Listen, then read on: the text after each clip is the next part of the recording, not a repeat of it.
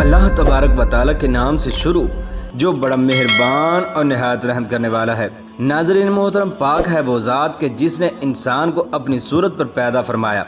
प्यारे दोस्तों, तमाम नेमतें और आसाइशें होने के बावजूद हज़रत आदम अलैहिस्सलाम ने जब जन्नत में तन्हाई और अजनबियत महसूस की तो अल्लाह पाक ने हज़रत अम्मा हव्वा अलैहिस्सलाम को पैदा फरमाया।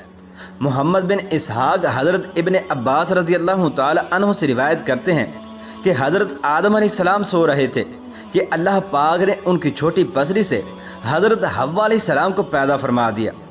जब हज़रत आदम अलैहिस्सलाम नींद से जागे तो देखा कि उनके पास एक ऐसी मखलूक लेटी है जो उनसे ज़्यादा कुछ मुख्तलिफ नहीं। और तफसीर सावी के सफ़ा नंबर 5 और शरह रज़्ज़ाक़ी की जिल्द नंबर 1 और सफ़ा नंबर 101 पर लिखा है कि जब हज़रत आदम अलैहिस्सलाम ने अपने ही जैसी खूबसूरत मखलूक को अपने पास लेटे देखा तो उनकी तरफ दस्ते मुबारक बढ़ाने का इरादा फरमाया तो फरिश्तों ने अर्ज़ की कि ठहर जाएं, पहले उनका हक महर अदा करें। आप अलैहिस्सलाम ने फरमाया कि इनका हक महर क्या है? तो फरिश्तों ने अर्ज़ की कि उनका हक महर ये है कि आप हमारे आका हजूर अकरम सल्लल्लाहु तआला अलैहि वसल्लम पर 10 मरतबा दुरूद पाक पढ़ें। चुनांचे आप अलैहिस्सलाम ने दुरूद पाक पढ़ा और फरिश्तों की गवाही से आप अलैहिस्सलाम का निकाह हज़रत बीबी हव्वा अलैहिस्सलाम से हो गया। नाज़रीन मोहतरम, इसी तरह से रिवायत में है कि हज़रत आदम अलैहिस्सलाम और हव्वा अलैहिस्सलाम 60 साल तक जन्नत में रहे, लेकिन उनको हक़ ज़ौजियत अदा करने का हुक्म न था और न ही बच्चे पैदा करने का हुक्म था। हज़रत आदम अलैहिस्सलाम और हज़रत हव्वा अलैहिस्सलाम बड़े आराम और सुकून से जन्नत के अंदर रहते थे। इस अरसे में दोनों पर जन्नत के किसी भी हिस्से में जाने पर पाबंदी न थी सिवाय शजर ममनुआ के। शैतान अब इन दोनों का खुला दुश्मन था और अपनी सज़ा का बदला लेने के लिए बेकरार था और इसकी शदीद ख्वाहिश थी कि ये अल्लाह के हुक्म के ख़िलाफ़ वर्जी करें। फिर शैतान ने उन दोनों के दिलों में वसवसा डाला ताकि उनकी शर्मगाहें जो एक दूसरे से पोशीदा थी बेपर्दा हो जाएं। चुनांचे हज़रत आदम अलैहिस्सलाम और हज़रत हव्वा अलैहिस्सलाम के लिबासों के मुतालिक यहाँ पर 2 तरह की रिवायात हैं। एक रिवायत तो ये मिलती है कि जन्नत में उन दोनों का लिबास भी जन्नती ही था जिसमें उन दोनों के सरों पर ताज भी रखे हुए थे, जबकि दूसरी रिवायत के मुताबिक उनके जिस्म पर जन्नती दरख्तों के पत्ते थे जिनसे उनके सितर एक दूसरे से पोशीदा रहते थे। अब शैतान रोज़ उन दोनों के दिलों में वसवसा डालता और एक दिन कहने लगा कि तुम्हारे रब ने तुम दोनों को इस दरख्त से इसलिए मना फरमाया है कि कहीं इसका फल खाकर तुम दोनों फरिश्ते ना हो जाओ या कहीं हमेशा जिंदा रहने वालों में से ना हो जाओ। नाज़रीन मोहतरम, शैतान की शैतानी और बहकावे वाली बातें सुनकर हज़रत हव्वा अलैहिस्सलाम सोचने पर मजबूर हो गईं कि आखिरकार शैतान की मुसलसल कोशिशें और साजिशें रंग ले आईं और इसने हज़रत हव्वा अलैहिस्सलाम को फल खाने पर राज़ी कर लिया। एक दिन हज़रत हव्वा अलैहिस्सलाम ने हज़रत आदम अलैहिस्सलाम से कहा कि हम इस शजर ममनुआ का ज़रा सा हिस्सा खा कर तो देखें कि आखिर वो क्या राज है कि जो अल्लाह तबारक व तआला ने हमें इसे खाने से मना फरमाया है। शुरू में तो हज़रत आदम अलैहिस्सलाम इसके लिए कतई तौर पर तैयार न थे, लेकिन फिर हज़रत हव्वा अलैहिस्सलाम के मुसलसल इसरार पर बादल नखास्ता वो भी राज़ी हो गए।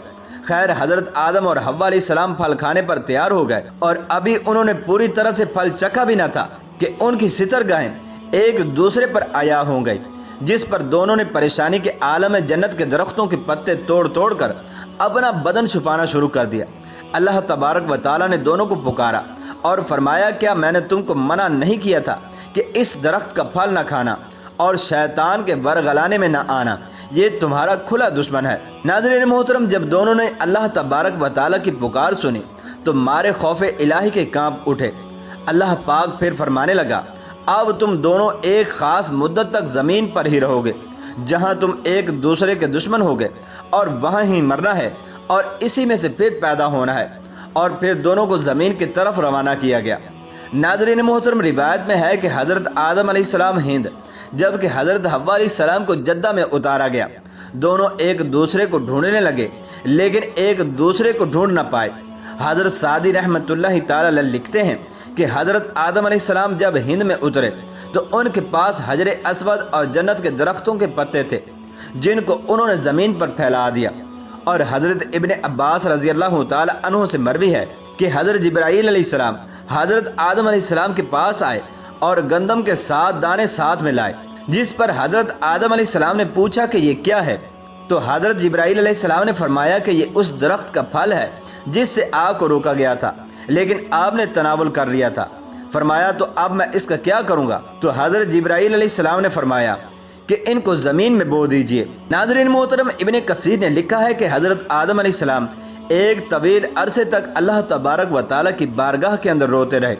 ایک دن اللہ پاک نے حضرت آدم علیہ السلام کی گریہ زاری پر رحم فرمایا تو اللہ پاک نے حضرت جبرائیل علیہ السلام کو بھیجا کہ حضرت آدم علیہ السلام کو ان کی معافی کی خوشخبری سنا دو۔ چنانچہ جب حضرت آدم علیہ السلام کو اس بات سے مطلع کیا گیا تو حضرت آدم علیہ السلام خوشی سے سرشار ہو کر بارگاہ خداوندی میں سر بسجود ہو کر سجدہ شکر بجا لائے۔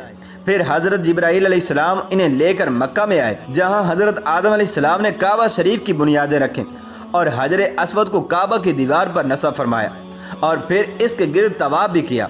چنانچہ طواف سے فارغ ہو کر حضرت جبرائیل علیہ السلام انہیں جبل عرفات پر لے گئے، جہاں حضرت حوا علیہ السلام تشریف فرما تھی، لیکن طویل عرصے کی جدائی اور حالات نے بہت سے جسمانی تغیرات پیدا کر دیے تھے، چنانچہ دونوں ایک دوسرے کو پہچان نہ پائے، جس پر حضرت جبرائیل علیہ السلام نے دونوں کا آپس کے اندر تعارف کروایا۔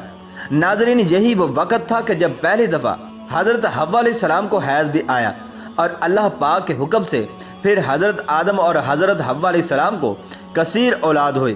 پیارے دوستو، حضرت اماں حوا علیہ السلام کو حمل سے جڑواں بچے پیدا ہوتے تھے، جن میں ایک لڑکا اور ایک لڑکی ہوتی تھی، جبکہ جب آپ علیہ السلام کو دوسری دفعہ امید ہوتی تو پھر ایک لڑکا اور لڑکی پیدا ہوتے۔ اس طرح پہلے حمل سے پیدا ہونے والے بیٹے کی شادی دوسرے حمل سے پیدا ہونے والی بیٹی سے کر دی جاتی تھی، یعنی ایک حمل سے پیدا ہونے والے بچے سگے بہن بھائی قرار پاتے تھے۔ پیارے دوستو، یہاں آپ کو یہ بھی بتاتے چلیں کہ اللہ تبارک و تعالیٰ نے حضرت حوا علیہ السلام کو خود ہی حضرت آدم علیہ السلام کی زوجیت کے لیے پیدا فرمایا تھا، اس لیے نکاح پڑھانے کی ضرورت نہیں تھی، بلکہ اللہ پاک نے فرشتوں کی گواہی میں حضرت حوا کو حضرت آدم علیہ السلام کی زوجہ بنا دیا تھا۔ پیارے دوستو، قرآن پاک میں اللہ تبارک و تعالیٰ نے حضرت حوا علیہ السلام کے لیے زوجہ حضرت آدم کا لفظ ہی استعمال کیا ہے۔